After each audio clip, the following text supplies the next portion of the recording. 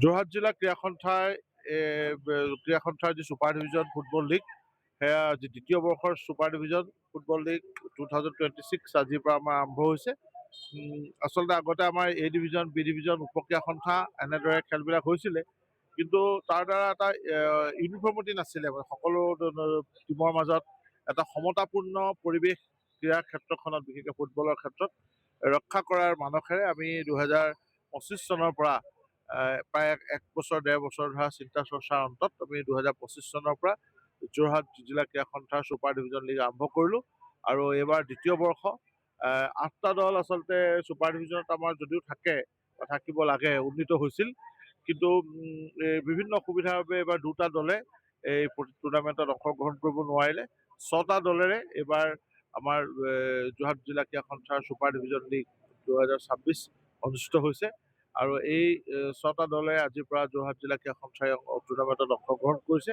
আৰু মই বিশেষকৈ ফুটবল শাখা যোৰহাট জিলা ক্ৰীড়া সন্থা তেওঁলোকক ধন্যবাদ জনাইছোঁ, যাতে প্ৰতিকূল বতৰ সত্ত্বেও আমি আজিৰ পৰা আৰম্ভ কৰিছোঁ। আৰু আশা কৰিছোঁ কেওটা দলে ভাল ইয়াত উন্নত মানৰ খেল প্ৰদৰ্শন কৰিব।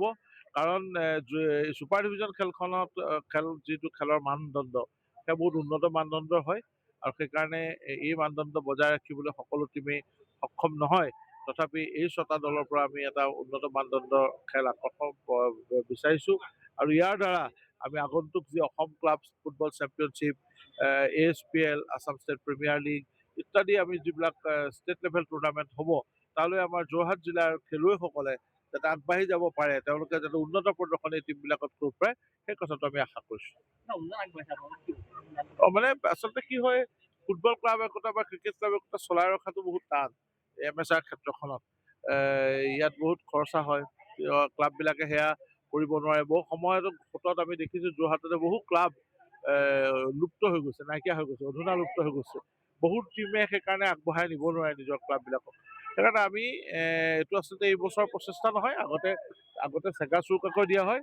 কিন্তু আমি আজি 3 বছৰৰ পৰা আগতে এ ডিভিজন বুলিয়ে কৈ যোৱা আছিলে, যিহেতু এ ডিভিজন ফুটবল আৰু এ ডিভিজন ক্ৰিকেট ক্লাববিলাকক আমি 15,000 টকাকৈ, প্ৰথম 10,000 টকাত আৰম্ভ কৰিছোঁ, 10,000 টকাকৈ আমি অনুদান দিছিলোঁ। তাৰপৰা 15 কৰা হ'ল।